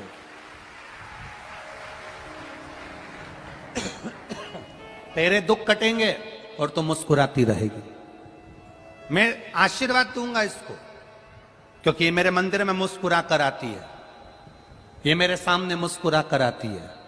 जो बहू सास के सामने 24 घंटे रोकर जाए, हमारे को तो तुमने ऐसी साड़ी चढ़ाई थी, हमारी शादी में तो केवल 1 लाख रुपए खर्च करे, देवर की शादी में इतने खर्च करे, ननन की शादी में ऐसा करा, उसकी शादी में ऐसा करा, हमको तो कुछ दिया ही नहीं, हमको तो कुछ करा ही नहीं, हमको तो कुछ करा ही नहीं। जिंदगी भर जो रोती रहे रोती रहे रोती रहे रोती रहे रोती रहे, तो सास भी सोच लेती है इसकी तो जिंदगी में रोना ही लिखा है। जो कुछ भी नहीं है उसके पास में, तो भी मुस्कुराकर सास से कहे, मम्मी चाय बना लाऊं क्या? बेटा दूध नहीं है। सास कह रही है दूध नहीं है, और बहू कह दे तो कोई बात नहीं मां, काली चाय पी लेते थोड़ा नींबू निचोड़ के, पेट भी साफ हो जाएगा। जो विषम परिस्थिति में भी मुस्कुराकर अपने आनंद को जीती है, सास भी सोच लेती है मेरी जिंदगी में ऐसी बहू कहीं नहीं मिलेगी। परमात्मा जितने जन्म देना, मेरी बहू बेटी इसी को बनाकर भेजना, कोई दूसरे को नहीं। विषम परिस्थिति में भी जो समता ढूंढे, विषम परिस्थिति में भी जो सुख ढूंढे, विषम परिस्थिति। जब पहली बार माता पार्वती जी शादी कर कर आई कैलाश धाम पर, शादी करके आने के बाद उन्होंने जब कैलाश धाम पर देखा तो कहीं उनका रहने के लिए जगह ही नहीं थी। अब कैलाश में कहां जगह रहने के लिए? आज भी कैलाश में कहां जगह है रहने के लिए? आप चले जाओ कैलाश पर्वत, कैलाश मानसरोवर की जिन्होंने यात्रा करी होगी उनको मालूम होगा। नीचे मानसरोवर में तो रुक सकते हो पर कैलाश पर नहीं रुक सकते। आपकी मर्जी हो तो आप जाके रह सकते हो। 4-6 महीने रह के बता दो कैलाश के पास, ऊपर, मानसरोवर में नहीं, ऊपर। कहां रहने की जगह? पार्वती मैया विवाह कर कर आई तो कैलाश पर कहीं रहने की जगह नहीं थी। माता पार्वती जी शिव जी के पास आकर बैठ गईं। बैठने के बाद देवादिदेव महादेव ने पार्वती को देखा और पार्वती को देखकर पूछा, पार्वती तुम आज जब मेरे साथ शादी कर कर आई, नंदी पर बैठकर आई तो बोलती रही, जयमाला हुई तो बोलती रही, प्रसन्न रही, बोली, अच्छा व्यवहार करा, पर जब से तुम घर आई हो तब से तुम्हारा मुंह उतरा हुआ है। कोई कोई बहू ऐसी हो जाती है, शादी में फेरे डले तो मुस्कुराए, स्टेज प्रोग्राम होए तो मुस्कुराए, गुलाब जामुन खाए तो मुस्कुराए, पार्लर जाए तो मुस्कुराए, गाड़ी में पति पत्नी दोनों आ रहे थे तो मुस्कुराए, पर घर में जब से उन्हें आई और 1-2 दिन रहने के बाद इसका मुंह उतर जाए तो पति पूछेगा कि नहीं पूछेगा, तू पहले तो अच्छी रह रही थी, अब क्या हो गया तेरे को, क्यों सांप सूंघ गया तेरे को, क्या तकलीफ हो गई तेरे को? भगवान शंकर ने पार्वती जी से पूछा, तुझे तकलीफ क्या है, तुझे कष्ट क्या है, क्या बात है, तुम मौन क्यों है? पार्वती जी कहती है कि मैं शादी कर कर तो आ गई पर यहाँ रहने की जगह नहीं है। शंकर भगवान कहते हैं, पार्वती एक काम करो, क्या चाहती हो? तुम जो बोलोगी वो हो जाएगा, तुम बताओ क्या चाहती हो? पार्वती जी कहती हैं, मैंने दुनिया का बहुत वैभव देखा है,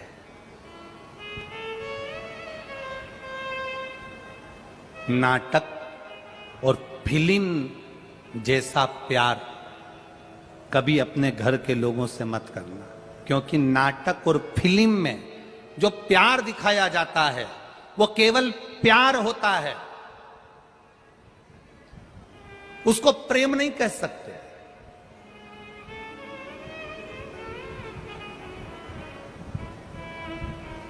उसको प्रेम नहीं कह सकते।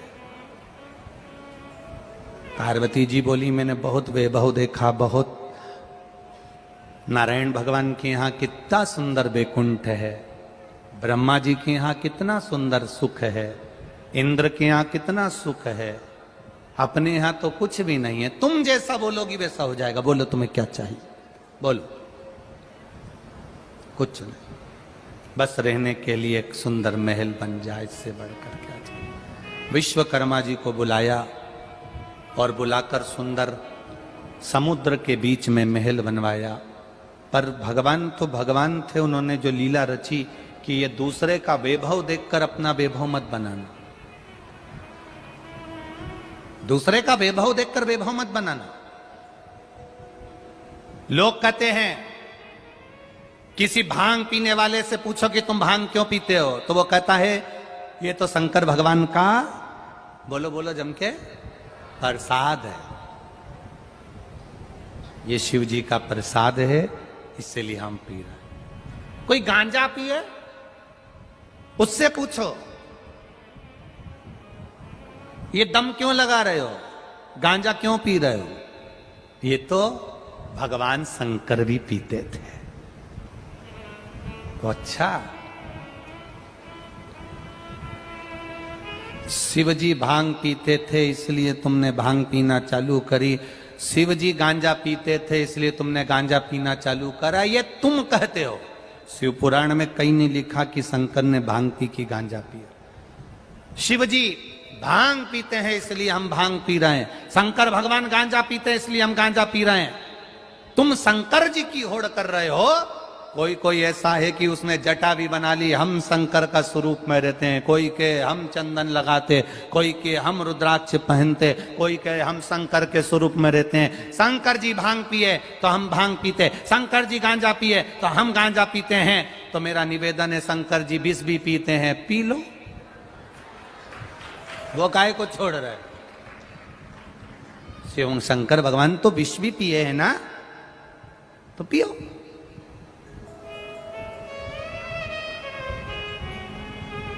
दान, वैराग्य और आत्महत्या झटके से होती है। क्या क्या चीज, जम के बोलो जरा। दान, वैराग्य, वैराग्य से मतलब है भजन करना, सबसे दूर रहकर स्मरण करना, वैराग्यता। दान, वैराग्य और आत्महत्या झटके से हो जाती है, झटके से।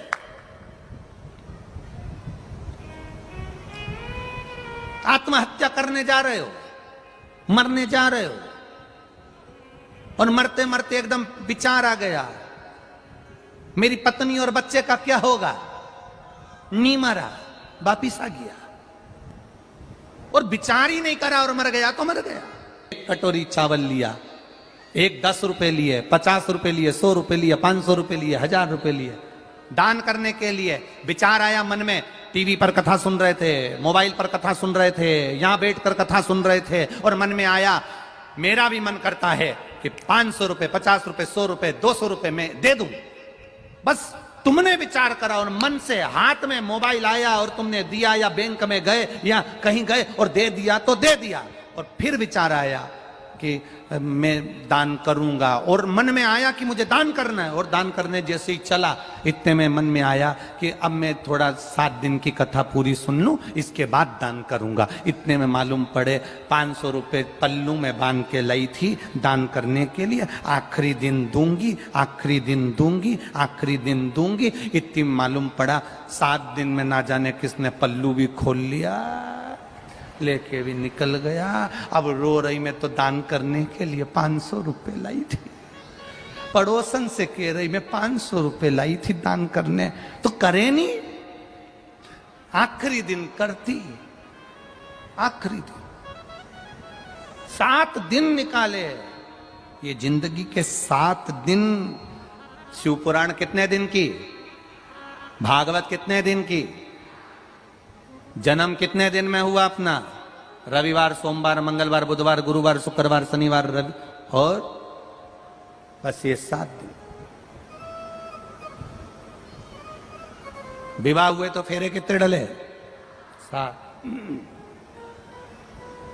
भगवान कृष्ण ने जो पर्वत उंगली पर उठाया वो कितने कोस का था, 7 कोस। कितने दिन तक उठाया, 7 दिन तक। विवाह 7 दिन का, जन्म 7 दिन में, मरोगे भी रविवार, सोमवार, मंगलवार, बुधवार, गुरुवार, शुक्रवार और शनिवार। 7 दिन। रविवार को जन्म हुआ, सोमवार को बड़े हुए, मंगलवार को ब्याह हुआ, बुधवार को बच्चे हुए, गुरुवार को बीमार पड़े, शुक्रवार को हॉस्पिटल गए, शनिवार को निपट गए। पूरे दिन ऐसे ही निकल गए। भजन कब करा, भजन कब किया।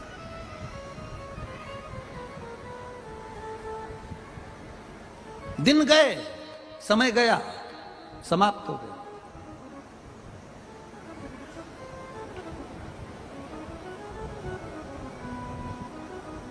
आज कितने दिन की कथा हो गई है, 30। कितना दिन बचा, 4। बचपन, जवानी, अधेड़ी, बुढ़ापा।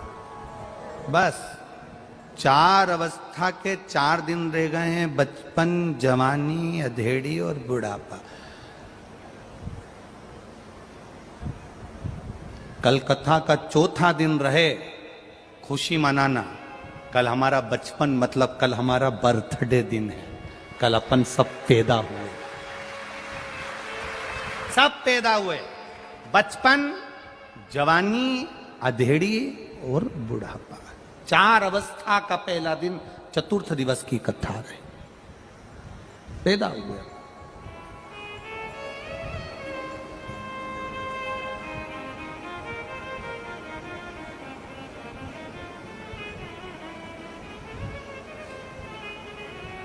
कितना सुंदर संवाद है। पूरी भारत की भूमि पर जन्मदिन मनाया जाता है। लोग कहीं केक काटते हैं, कहीं दिया जलाते हैं, कहीं मंदिर जाते, कहीं आतिशबाजी फोड़ते, कहीं नगाड़े चलाते, कहीं कुछ फंक्शन मनाते हैं।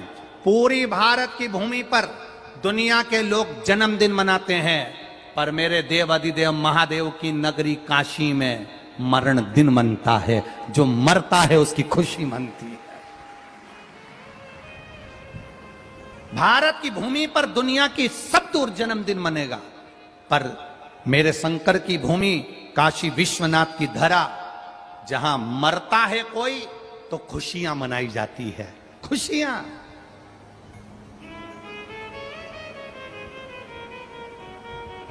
क्यों? क्योंकि काशी में मरने वाले को गुरु मंत्र मेरे महादेव देकर भेजते हैं। उसका फिर पृथ्वी पर जन्म नहीं होता, वो तर जाता है। जन्म और मृत्यु के प्रपंच से छूट जाता है। गया गया।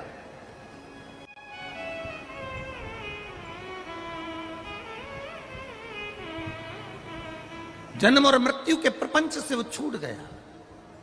ये इतने सारे लोग भक्त लोग कथा सुनने आते हैं पंडाल में 7 दिन की। अपने साथ में अपने पूर्वजों का कोई मर गया, अधोगति में चले गया, कोई समाप्त हो गया, बहुत अभिलाषा लेकर चले गया, अटैक आ गया, कोरोना में चले गया, सुसाइड कर लिया, कुछ हो गया, बीमारी से चला गया, कुंवारे मर गया, जवानी में मर गया, अधोगति में मर गया, कोई बहू, कोई बेटा, कोई पति, कोई पिता, कोई अचानक जो मर गया, उसका फोटो भी लेकर यहाँ लोग कथा में आते हैं। अपने कई लोगों को देखा होगा, फोटो लेकर बैठे रहते। कारण क्या है? कारण क्या है कि ये फोटो लेकर कथा में बैठी हुई हैं, ये फोटो लेकर कथा में बैठे हुए हैं। बाकी की कितनी कथा आप लोग टीवी पर देखते हैं, जितनी आप टीवी पर कथा देखो, चाहे भागवत जी सुनो, चाहे रामायण जी सुनो, चाहे देवी भागवत सुनो, कितनी भी कथा सुनना, उसमें आपको ये फोटो लेकर बैठा हुआ कोई नहीं मिलेगा।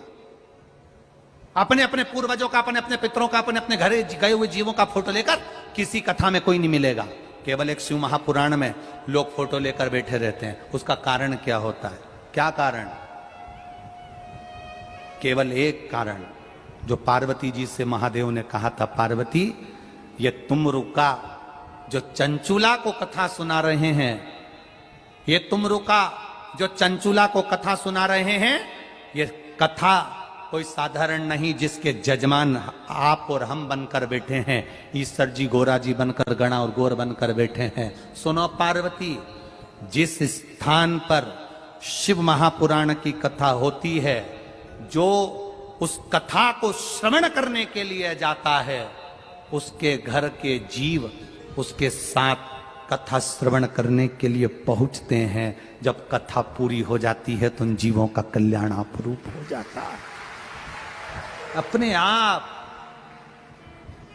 सारी पुराणे तुम्हारी 7 पीढ़ी को तार सकती है, पर शिव महापुराण के लिए उज्जैन के ऋणमुक्तेश्वर मंदिर की दीवार पर पत्थर पर अंकित कर कर लिखा कि केवल एक शिव महापुराण की कथा ऐसी है, शंकर भगवान का गुणगान ऐसा है, शिव तत्व ऐसा है, शंकर भगवान की शिव महापुराण ऐसी है जो 7 पीढ़ी नहीं 71 पीढ़ी को तार देती है। केवल एक शिव महापुराण की कथा जो सुनता है, सुनकर जो बाहर निकल कर जाता है, अपने अपने गांव में कथा सुनने के बाद अगर आप जाते हो, आपके शरीर से जो हवा छू कर भी निकल जाती है, तो वहां पर भी जो जीव तड़प रहा होता है, पड़ा हुआ होता है, उसका भी कल्याण हो जाता है, उसकी भी मुक्ति सहज हो जाती है।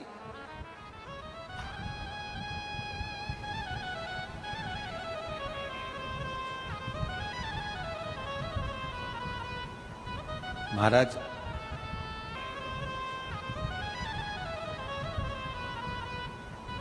महाराज छत्रपति संभाजी नगर के राजा रहे छत्रपति संभाजी।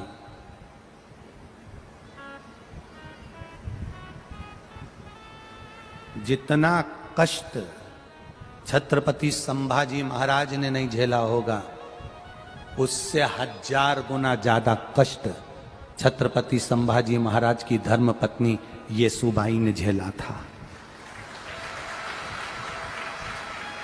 येसुबाई ने झेला था, छत्रपति संभाजी की धर्म पत्नी। छोटे से बच्चे को लेकर कारागार में डाल दिया गया था। सालों साल बैठी रही। महादेव की उपासक थी, शिव की उपासक। हिम्मत नहीं आ रही थी। येसुबाई ने हिम्मत नहीं आ रही। इन उपद्रवियों ने उनको बंद कर दिया, रख दिया, जेल में डाल दिया, छोड़ा नहीं। बेटे को छोड़ दिया पर येसुबाई को नहीं छोड़ा था। कितना कष्ट झेला होगा वो येसुबाई ने, इतना कष्ट।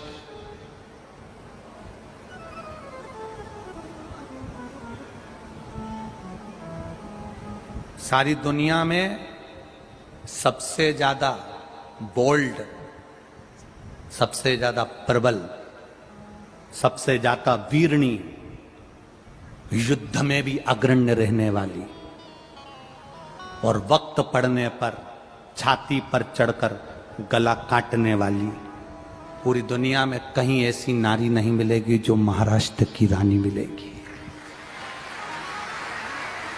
सहज नहीं है। चाहे वो अहिल्याबाई होलकर हो, चाहे वो जीजाबाई हो, चाहे वो येसुबाई हो, ये सहज नहीं है। एक बार येसुबाई से एक प्रश्न किया गया था, आप लोगों को मालूम होगा शायद, अगर आप महाराष्ट्र के निवासी हो तो आप लोगों को स्मरण में होगा। छत्रपति संभाजी की धर्म पत्नी येसुबाई से एक प्रश्न किया गया था,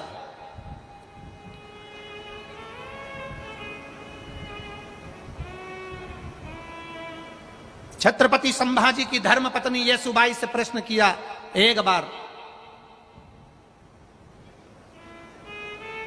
स्वयं छत्रपति संभाजी ने ही प्रश्न कर लिया, स्वयं। कितनी विद्वान होगी येसुबाई, जरा अंदाजा लगाएगा। सभा बैठी थी, येसुबाई पास में बैठी थी और छत्रपति संभाजी के उस नगर में प्रश्न किया गया येसुबाई से। आज छत्रपति संभाजी के इस नगर में वो प्रश्न आपके सामने हम भी दे रहे हैं और उसका उत्तर जो येसुबाई ने दिया वो भी हम दे रहे हैं। छत्रपति संभाजी के उस नगर में राज सिंहासन पर बैठी येसुबाई, छत्रपति संभाजी ने प्रश्न किया, सुनो येसुबाई, हम आपसे पूछना चाहते हैं, नारी सीता ही क्यों रहती है? नारी कभी क्या गौतम बुद्ध बनने को तैयार नहीं होती है? येसुबाई ने कहा, नारी बुद्ध भी बनने को तैयार हो जाए पर नारी सीता ही बनी रहना चाहती है। उसका कारण केवल एक है, स्वामी, नारी बुद्ध बनेगी, बुद्ध बनने को तैयार हो जाएगी, गौतम बुद्ध बनने को तैयार हो जाएगी, पर वो सीता ही बनी रहना चाहती है। क्यों?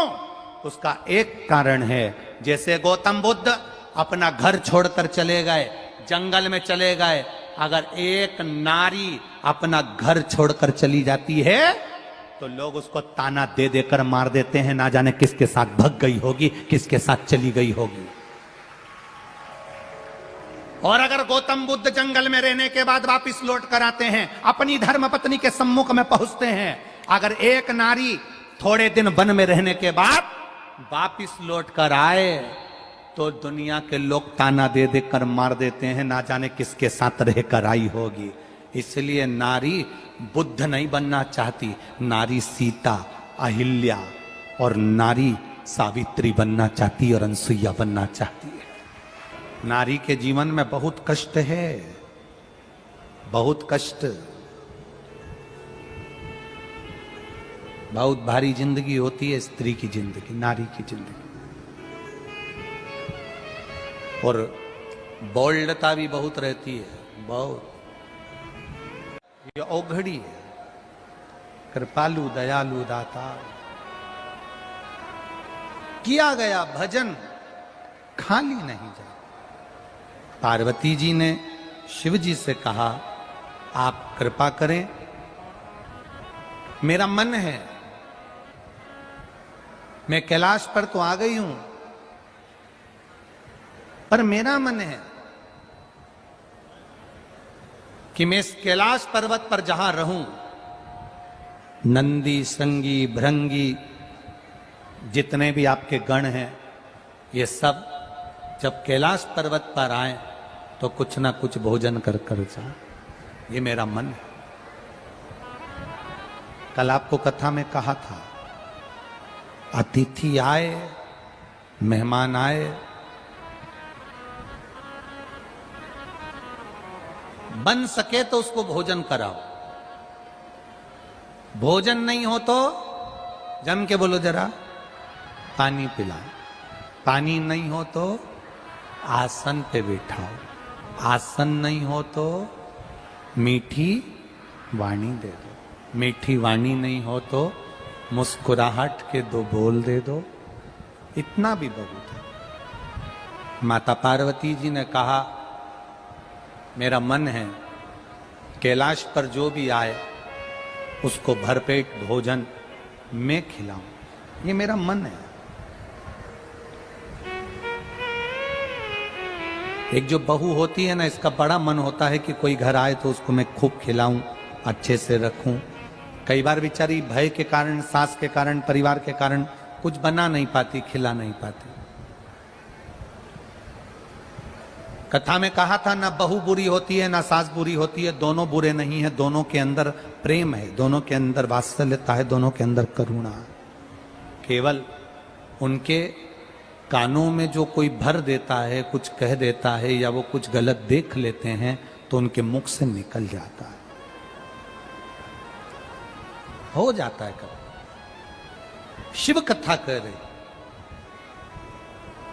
भगवान शंकर का चरित्र कह रहा, शिव महापुराण कह रहे।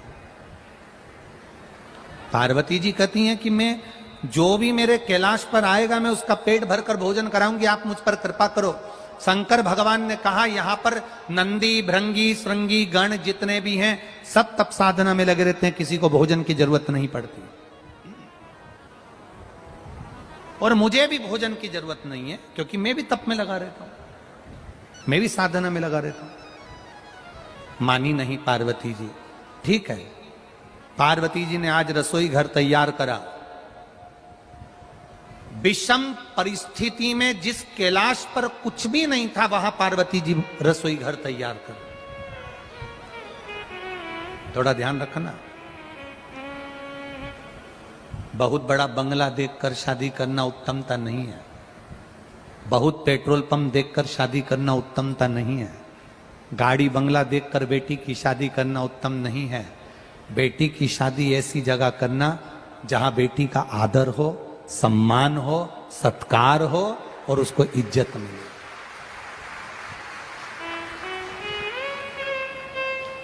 एक पत्र लिखा है एक मां ने,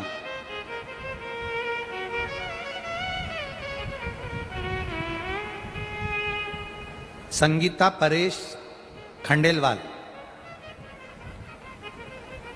तहसील फुलंबी, जिला संभाजी नगर। मुझे 2 बेटी, एक बेटा है। बड़ी बेटी ने कोरोना काल में शादी कर ली। मेरी बड़ी बेटी ने जब कोरोना काल में लव मैरिज शादी कर ली, उसके बाद मुझे सभी लोगों ने बोलना चालू कर दिया, जो मिलता था मुझे ताना देता था, तुम्हारी एक बेटी ने शादी कर ली है लव मैरिज, दूसरी भी लव मैरिज ही करेगी। खूब अपशब्द कहते थे। गुरुदेव, आपकी शिव पुराण ने कमाल करा है। दुनिया के लोगों को भले आपकी शिव पुराण बुरी लगे, पर आपकी कथा असर बहुत करती है गुरुदेव। मेरी मेरी बेटी ने शादी करी, लोग मुझे ताना देते थे तेरी छोटी बेटी भी लव मैरिज करेगी, और लोग लिखकर देते थे कि ये लव मैरिज करेगी। पर मेरी बेटी एक दिन कथा सुनते सुनते टीवी के सामने मेरे सिर पर हाथ रखकर कसम खाकर कह दी, माँ मैं अपने माँ बाप को कन्यादान का मौका जरूर दूंगी, शादी भाग कर नहीं करूंगी। और मेरी बेटी की शादी 22 जून को बाबा की कृपा से होने जा रही है। और बाबा मेरी बेटी ने, हमने जो पसंद करा, मेरी बेटी उससे शादी कर रही और हमें कन्यादान का मौका दे रही है। लोग मेरे पत्र को सुनेंगे तो हंसेंगे, कहेंगे ऐसा पत्र नहीं लिखना चाहिए, पर मैं शान से कहती हूं कि मैं बेटी की मां हूं, और वो बेटी जिसने मेरी लाज रखी है। मेरा भी निवेदन इस व्यासपीठ से प्रत्येक बेटी से है,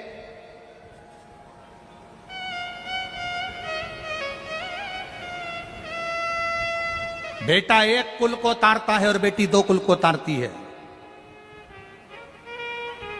एक बेटा अपने मां बाप को स्वर्ग भेजे कि नहीं भेजे, पर यह शिव पुराण कहती है अगर मां बाप अपनी बेटी का एक बार कन्यादान कर देते हैं तो उनके लिए स्वर्ग का दरवाजा खुला रहता है। लोग कहते हैं बेटी पराया धन है, बेटी पराए घर चली जाती है, उसका हक मायके से चला जाता है।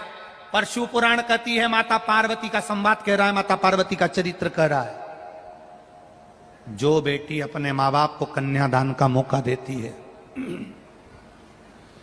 जो बेटी कहती है पापा आप लड़का ढूंढो, मैं भले अच्छी पढ़ाई कर रही हूं, पूना पढ़ रही, मुंबई पढ़ रही, बेंगलोर पढ़ रही, बड़े बड़े शहर में पढ़ रही हूं, पर पिताजी आप चिंता मत करना, तुम्हारे सिर को कभी नीचे झुकने नहीं दूंगी, तुम्हें कन्यादान का मौका दूंगी।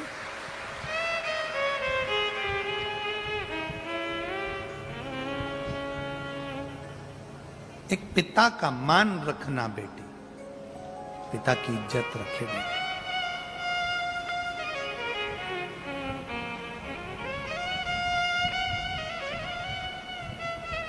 एक बेटी गलत लड़के के साथ चली जाती है, वो सोचती है कि मैंने इनसे प्रेम किया, इनके साथ चली गई और मेरा ससुराल वालों से, मायके वालों से संबंध टूट गया माना, वो भूल भी गए, सब कुछ हो गया, सब कुछ हो गया।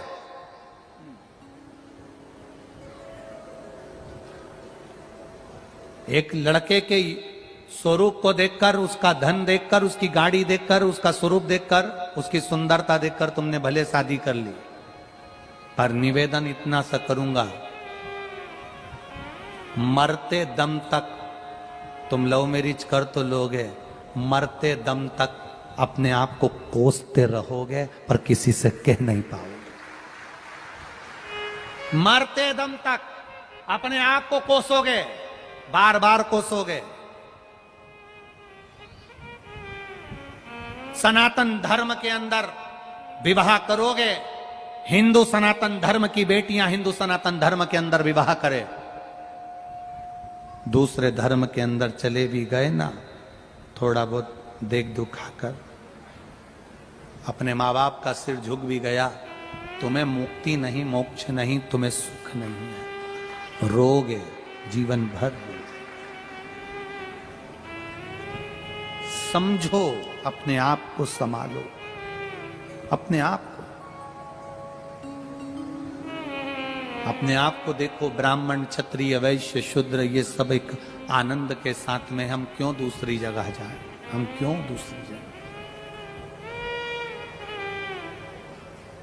खैर, महाराष्ट्र में मुझे ये शब्द बोलने की जरूरत नहीं है, क्योंकि मुझे यहाँ की बेटियों पर पूरा भरोसा है, इसलिए मुझे जरूरत नहीं है बोलने की। मुझे पूर्ण भरोसा है, पूर्ण भरोसा, पूर्ण विश्वास, दृढ़ता के साथ कह सकता हूं कि बेटियां, और अब केवल महाराष्ट्र की ही नहीं, पूरे प्रदेशों की, पूरे भारत की बेटियां अंदर से संकल्प लेकर बैठी हैं कि अब चाहे कुछ भी हो जाए अपना सनातन धर्म छोड़कर नहीं जाएंगे, अपना हिंदू सनातन धर्म छोड़कर नहीं जाएंगे। करें, थोड़ा जीवन में संघर्ष आएगा, उसको भी झेलना ही है। समय की अनुकूलता देखते हुए भाव से अपने भीतर संकल्प बनाकर शिव तत्व को जाने। भगवान शंकर पार्वती पधार रहे हैं, मंगल विवाह है शिव पार्वती का, जोरदार ताली बजाएं। भगवान शिव पार्वती पधार रहे हैं मंगल विवाह की ओर। श्री शिवाय नमस्तुभ्यम, श्री शिवाय नमस्तुभ्यम, हर हर महादेव। यह उपाय आप पंडित प्रदीप मिश्रा गुरु जी के द्वारा यह कथा एवं उपाय है। इस कथा को संपूर्ण सुने और अपनी उपाय जरूर करें। श्री शिवाय नमस्तुभ्यम, हर हर महादेव।